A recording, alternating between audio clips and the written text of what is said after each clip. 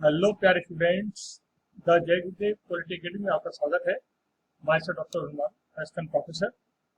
आज हम पढ़ेंगे एक ऐसा टॉपिक जो कि UGC net political science PGT assistant professor और प्री पीएचडी में काफी उपयोगी है।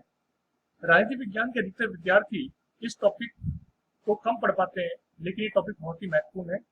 और टॉपिक है लोक प्रशासन का अर्थ एवं प्रकृति एवं इसका क्षेत्र, यानी meaning of public administration and it's nature and scope.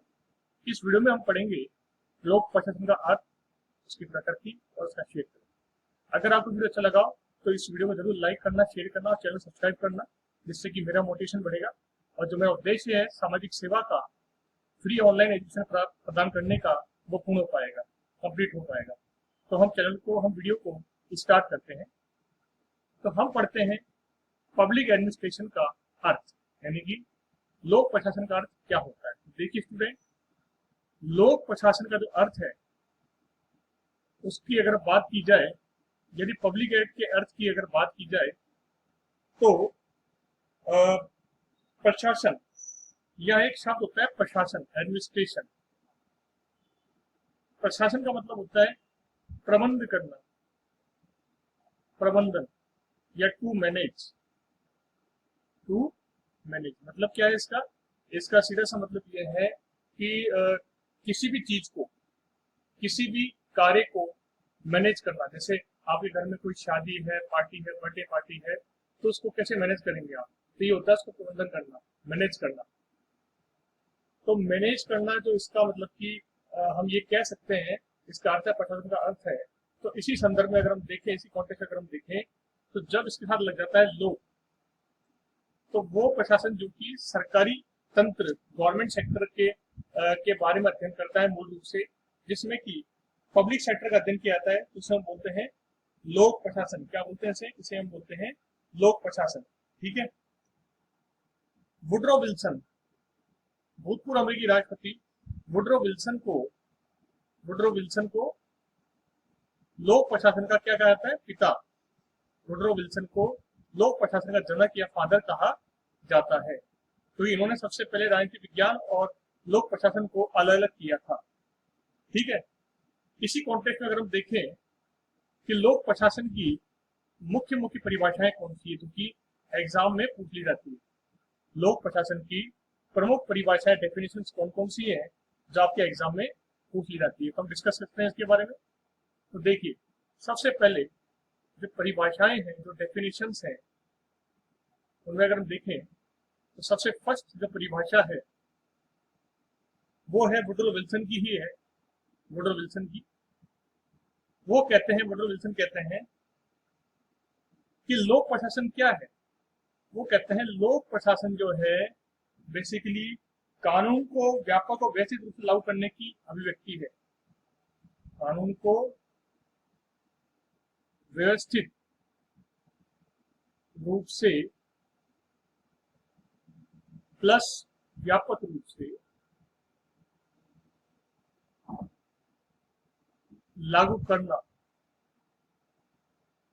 मतलब लोक प्रशासन में क्या होता है? लोक प्रशासन कानून को व्यवस्थित एवं व्यापक रूप से लागू किया जाता है लोक प्रशासन के अंदर। तो यह परिभाषा किसने दी है? यह परिभाषा दी है वुडरो विल्सन ने दी। दूसरी परिभाषा दी है इसके अंदर एल डी वाइट ने। एल डी वाइट की परिभाषा बहुत इंपॉर्टेंट है।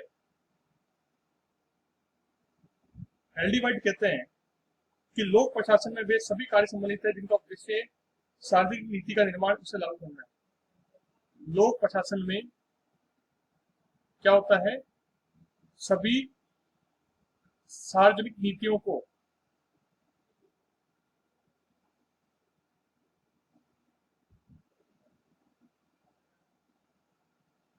लागू किया जाता है। लोक प्रशासन सभी सार्वजनिक नीतियों को लागू किया जाता है, इसे हम लोक प्रशासन बोलते हैं। एलडीवाइड क्या कहते हैं? लोक प्रशासन वो विषय है जिसके माध्यम से सार्वजनिक नीतियों को, पब्लिक पॉलिसीज को देश में लागू किया जाता है। तो ये तो परिभाषा हो गई वुडरो विल्सन की, और एक ये परिभाषा हो गई एल डी वाइट की। अगर हम बात करें नंबर 3 परिभाषा की, जो कि बहुत ही इंपॉर्टेंट है, महत्वपूर्ण है, तो वो परिभाषा दी है बहुत ही प्रमुख विद्वान, उनका नाम है लूथर गुलिक। लूथर गुलिक क्या कहते हैं? मूत्रकुली की परिभाषा बहुत इंपॉर्टेंट है। वो ये बोलते हैं कि लोक प्रशासन क्या है? शासन का विज्ञान। शासन का विज्ञान है। लोक प्रशासन क्या है? शासन का विज्ञान है। लोक प्रशासन क्या है? शासन का विज्ञान है। ये क्या है? शासन का विज्ञान है। क्या है लोक प्रशासन? शासन का विज्ञान है। ठीक है। इसके अलावा डिमोक। डिमोक क्या कहते हैं? डिमोक कहते हैं कि लोक प्रशासन क्या चीज है? लोक प्रशासन जो है शासन के किस रूप से, कहा व कैसे, शासन की किस रूप से कहा व कैसे संबंधित है, संबंधित है। शासन की किस रूप से और कहा संबंधित है, ये किसने कहा है? ये कहा है डिमोक ने कहा है। ठीक है, ये किसने कहा है? ये कहा है डिमोक ने कहा है। ठीक है। तो इसके अलावा ये सभी विद्वान जो है इनकी परिभाषा बहुत ही महत्वपूर्ण है। हम देखते हैं इसके इनकी परिभाषा जो है बहुत ही महत्वपूर्ण है। ठीक है। अभी तो हमने डिस्कस किया कि पब्लिक एडमिनिस्ट्रेशन की परिभाषा क्या है, इसका अर्थ क्या है। अब हम डिस्कस करते हैं इसके अंदर, अब हम इसके अंदर डिस्कस करते हैं कि लोक प्रशासन जो विषय है, जो पब्लिक एडमिनिस्ट्रेशन जो सब्जेक्ट है, इसकी प्रकृति क्या है? इसकी प्रकृति क्या है? पब्लिक एडमिनिस्ट्रेशन सब्जेक्ट जो है इसकी प्रकृति क्या है?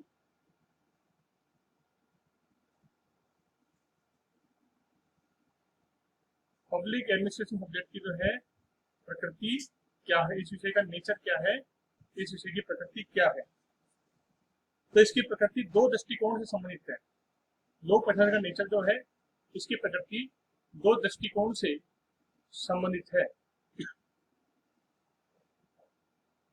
ठीक है, दो दृष्टिकोण से संबंधित है। एक दृष्टिकोण मानता है एकीकृत दृष्टिकोण, इंटीग्रेटेड, और एक है प्रबंधीय दृष्टिकोण, प्रबंधकीय दृष्टिकोण। ठीक है। इंटीग्रेटेड दृष्टिकोण है, एकीकृत दृष्टिकोण का मतलब ये होता है कि कोई भी जो नीति होती है, सरकारी नीति, उसको लागू करने में अधिकारी से लेकर के और चपरासी तक शामिल होते हैं। मतलब कि एकीकृत रूप से सभी इसमें शामिल होते हैं। जैसे मान लो कोई ऑफिस है, कोई कार्यालय है, वहां कुछ डिसीजन लिया जाना है, तो जैसे मान लो किसी ऑफिस के अंदर कोई दीवार बनानी है, तो वहां पर ये जो नीति के समर्थक है ये बोलते हैं कि पब्लिक एड में क्या होता है कि उस ऑफिस की दीवार बनाने के लिए अधिकारी तो यस करता ही है, पैसे के लिए अपने फाइनेंस देता है, अपने ऑर्डर देता है, बट जो नीचे के अधिकारी हैं और जो क्लर्क वगैरह हैं और जो चपरासी पियोन वगैरह हैं, वो भी इसमें शामिल रहते हैं। सब मिलके कार्य करते हैं, सब मिलके कार्य करते हैं, जिसको बोलते हैं हम लोग एकीकृत दृष्टिकोण। ठीक है। और इस दृष्टिकोण से समर्थक हैं वो ये बोलते हैं कि लोक प्रशासन में क्या होता है, लोक प्रशासन में सभी अधिकारी कर्मचारी एक मिलकर के कार्य करते हैं। तो इससे क्या बोला जाता है? इससे बोला जाता है, इसे बोला जाता है एकीकृत दृष्टिकोण। क्या बोला जाता है इसको? इसको बोलते हैं एकीकृत दृष्टिकोण। यह है इसकी प्रकृति है पब्लिक एडमिनिस्ट्रेशन की। और इसके समर्थक कौन कौन? इसके समर्थक हैं डिमॉक और एल डी वाइट। डिमॉक और L D white, L D white और डिमॉक जो है इसके समर्थक है। ठीक है। दूसरा सेकंड, सेकंड है मैनेजरल व्यू, प्रबंधीय दृष्टिकोण। इसका मतलब ये होता है कि ये मानते हैं कि पब्लिक एडमिनिस्ट्रेशन क्या होता है कि जो नीतियां होती है, जो निर्णय होते हैं, नीतियां या जो निर्णय होते हैं, ये केवल और केवल अधिकारी लेते हैं। खाली चपरासी या निम्न अधिकारी या निम्न कर्मचारियों का अधिकार नहीं होता है।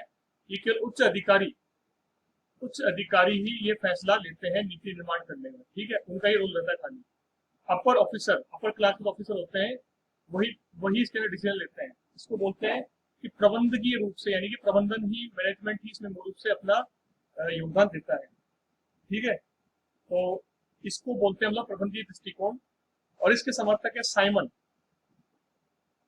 साइमन और थॉमसन। साइमन और थॉमसन जो ऐसे विद्वान हैं जो पब्लिक एडमिनिस्ट्रेशन के, लोक प्रशासन के प्रबंधकीय दृष्टिकोण के समर्थक हैं। ठीक है, इसी के, ये तो हो गया, दो व्यू हो गए। इसी के साथ साथ पब्लिक एडमिनिस्ट्रेशन की प्रकृति अगर हम देखें तो इसमें दो चीजें और आती है इसके अंदर, इसमें दो चीजें और भी शामिल होती है इसके अंदर, कि यह जो विषय है, क्या ये विषय साइंस है या आर्ट है, ये विषय विज्ञान है अथवा कला है। ये भी इसके अंदर देखा जाता है कि ये विषय जो है विज्ञान है अथवा कला है। क्या है ये विषय, साइंस है या आर्ट है, यह विषय विज्ञान है या कला है। ऐसा इसके अंदर देखा जाता है कि ये विषय साइंस है या आर्ट है, ऐसा इसके अंदर देखते हैं। तो विज्ञान का अर्थ होता है कि वो विषय जिसमें कि हम किसी चीज का क्रमबद्ध, सिस्टमेटिक ढंग से, व्यवस्थित ढंग से अध्ययन करते हैं, उसे हम विज्ञान बोलते हैं। ठीक है, तो ऐसा, ये कुछ विद्वान ऐसा मानते हैं कि ये विषय विज्ञान है क्योंकि इसका हम क्रमबद्ध और व्यवस्थित अध्ययन करते हैं। हम पब्लिक एड का, लोक प्रशासन का वैज्ञानिक अध्ययन करते हैं, ऐसा विद्वान मानते हैं, कि कुछ विद्वान ऐसा मानते हैं। ठीक है ना। और इसके समर्थक जो है, इस सिद्धांत के समर्थक जो है, वो है आपके वेबर और लूथर गुली।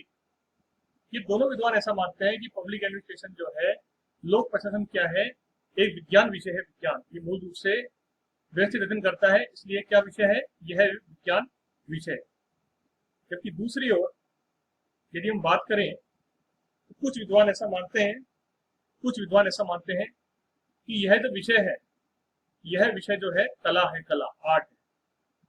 यह विषय एक तरह की कला है। ठीक है ना, क्योंकि इसमें क्या होता है कि मानवीय व्यवहार, व्यक्तित्व,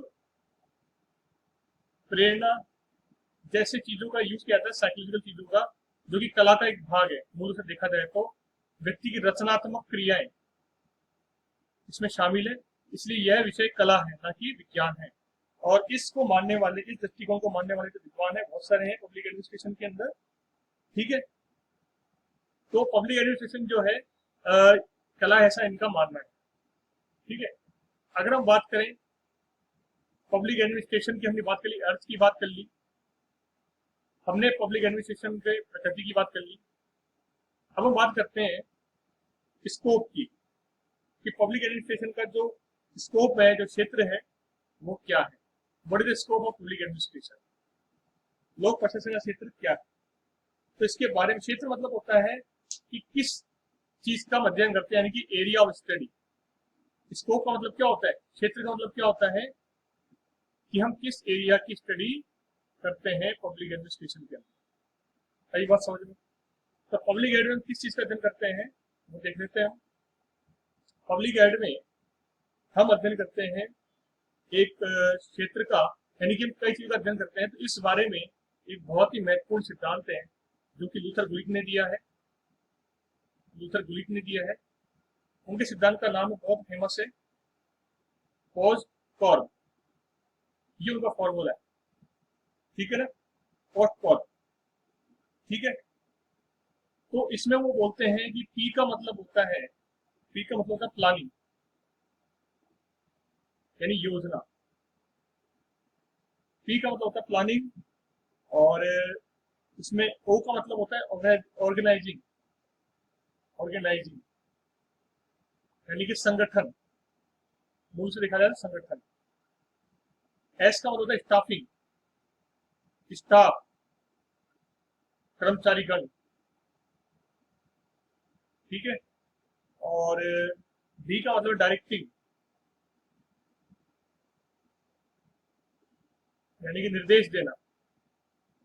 ठीक है, और सीओ का मतलब है कोऑर्डिनेटिंग, यानी कि समन्वय या सामंजस्य। और आर का मतलब रिपोर्टिंग, रिपोर्ट देना। ठीक है, और बी का मतलब बजटिंग, बी का मतलब है बजटिंग, यानी कि वित्तीय प्रबंध करना, फाइनेंशियल, वित्तीय प्रबंध करना, इसको बोलते हैं हम लोग बजटिंग। ठीक है, तो ये हो गया आपका पोस्ट कॉर्प सिद्धांत का अर्थ। It is the meaning of post corp theory. Post corp theory का अर्थ है ये, ठीक है ना, ये पोस्ट कॉर्प थ्योरी का अर्थ है, पोस्ट कॉर्प। ठीक है, पी से मतलब प्लानिंग, ओ से मतलब ऑर्गेनाइजेशन, यानी कि किसी संस्था में लूथर गुलिक के अनुसार प्लानिंग होनी चाहिए, योजना होनी चाहिए, संगठन होना चाहिए, ऑर्गेनाइजेशन होना चाहिए, स्टाफिंग होनी चाहिए, कर्मचारी होने चाहिए, डायरेक्टिंग यानी कि निर्देश होना चाहिए, कोऑर्डिनेटिंग यानी कि समन्वय होना चाहिए, रिपोर्टिंग यानी कि रिपोर्ट दी जानी चाहिए, बजटिंग यानी कि वित्तीय प्रबंध, इसमें पैसे का भी प्रबंध होना चाहिए किसी संस्था में। तो लूथर गुलिक के अनुसार ये पब्लिक एडमिनिस्ट्रेशन का क्षेत्र है जिसका हम अध्ययन करते हैं। इसको हम बोलते हैं पोस्ट कॉर्प। क्या बोलते हैं सिद्धांत को हम लोग? पोस्ट कॉर्प बोलते हैं। अब लूथर गुलिक के अलावा कुछ और भी विद्वान हुए हैं जिन्होंने कि इसका क्षेत्र बताया है। जैसे कि उदाहरण के लिए अगर हम बात करें उदाहरण के लिए जो अमेरिकी राष्ट्रपति वुडरो विल्सन, जो कि पब्लिक एडमिनिस्ट्रेशन लोकशासन के जनक के पिता हैं, विल्सन ने, इनकी पुस्तक है प्रिंसिपल ऑफ पब्लिक एडमिनिस्ट्रेशन, बहुत ही फेमस पुस्तक है इनकी, प्रिंसिपल ऑफ पब्लिक एडमिनिस्ट्रेशन, लोक प्रशासन के सिद्धांत। ये पुस्तक इन्होंने लिखी थी 1927 के अंदर। ठीक है, इस पुस्तक में उन्होंने पब्लिक एड के कार्य क्षेत्र को 5 भागों में बांटा है। 5 भागों में उन्होंने बांटा है। उन्होंने पब्लिक एड के कार्य क्षेत्र को 5 भागों में बांटा है। नंबर 1 है इसके अंदर सामान्य प्रशासन, सामान्य एडमिनिस्ट्रेशन। ठीक है, नंबर बी है इसके अंदर संगठन। नंबर सी है इसके अंदर कार्मिक प्रबंधन, कर्मचारियों का एडमिनिस्ट्रेशन। नंबर डी है इसके अंदर वित्तीय प्रशासन, फाइनेंशियल एडमिनिस्ट्रेशन, धन आदि का प्रबंधन। और नंबर 5 है इसके अंदर भौतिक प्रबंधन, सामग्री का प्रबंधन, यानी कि जनरल एडमिनिस्ट्रेशन होता है, एक संगठन होता है पब्लिक एड के अंदर, उसकी स्टडी करते हैं हम, कर्मचारियों की स्टडी करते हैं, कर्मचारियों का मैनेजमेंट की स्टडी करते हैं, धन आदि के मैनेजमेंट की स्टडी करते हैं, और भौतिक सामग्रियों के प्रबंधन की स्टडी हम करते हैं इसके अंदर। ठीक है, इसी प्रकार से, जिस प्रकार से विल्सन ने सिद्धांत दिया, इसी प्रकार से विद्वान हो, इनका नाम है हेनरी फेयोल। हेनरी फेयोल ने जो है मूल से देखा जाए, हेनरी फेयोल ने, अच्छा मैं आपको बता दूं ये चीज कि ये जो पुस्तक है, ये जो सिद्धांत है, बेसिकली देखा जाए तो थोड़ा छुट्टी बस मैंने आपको बता दिया है। मैं छुट्टी के लिए आपसे क्षमा प्रार्थी हूँ। वुडरो विल्सन नहीं है इसके अंदर, विलोबी है। विलोबी की पुस्तक का नाम है ये, विलोबी। मैं इसके लिए क्षमा प्रार्थी हूँ। विलोबी की पुस्तक है ये, प्यारे स्टूडेंट, ये है विलोबी की पुस्तक। इसका नाम है प्रिंसिपल ऑफ पब्लिक एडमिनिस्ट्रेशन, लोक प्रशासन सिद्धांत जो है, ये विलोबी की पुस्तक है जो 1927 में लिखी गई उनके द्वारा। उन्होंने 5 क्षेत्र बताए पब्लिक एडमिनिस्ट्रेशन के। नंबर 1 सामान्य प्रशासन, नंबर 2 संगठन, नंबर 3 कार्मिक प्रबंधन, नंबर 4 वित्तीय प्रशासन, और नंबर 5 भौतिक सामग्री। तो किसी भी संस्था में, किसी भी संगठन में ये 5 चीजें अवश्य होनी चाहिए। ठीक है ना, तो ये हो गया आपका पब्लिक एडमिनिस्ट्रेशन का क्षेत्र अकॉर्डिंग टू विलोबी। विलोबी के अनुसार लोक प्रशासन का ये क्षेत्र है। ठीक है, अब इसी प्रकार से हेनरी फेयोल नामक विद्वान ने भी एक सिद्धांत दिया है जिसको उन्होंने बोला है पीओ। हेनरी फेयोल ने भी एक सिद्धांत दिया है जिसको उन्होंने बोला है POCCC। ठीक है ना, POCCC, ट्रिपल सी। लेकिन इतना इंपॉर्टेंट नहीं है ये जितना कि लूथर गुलिक का सिद्धांत महत्वपूर्ण इंपॉर्टेंट है। जितना कि लूथर गुलिक का सिद्धांत महत्वपूर्ण इंपॉर्टेंट है, इतना ही हेनरी फेयोल का सिद्धांत भी महत्वपूर्ण है। जितना नहीं है इतना कि लूथर गुलिक का है। ठीक है, उसमें अंतर ये, उन्होंने उसमें पोस्ट कॉर्प किया है सिद्धांत लूथर गुलिक ने, और यहाँ PO ट्रिपल सी है। ठीक है, तो प्यारे स्टूडेंट, ये था हमारा वीडियो। इस वीडियो में डिस्कस किया पब्लिक एडमिनिस्ट्रेशन का अर्थ, इसकी प्रकृति और इसके क्षेत्र के बारे में। पब्लिक एडमिनिस्ट्रेशन लोक प्रशासन का अर्थ, इसकी प्रकृति और इसके क्षेत्र के बारे में। और अगर आपको वीडियो अच्छा लगा हो तो जरूर लाइक कीजिए, शेयर कीजिए और चैनल को सब्सक्राइब कीजिए। ठीक है स्टूडेंट, ओके बाय।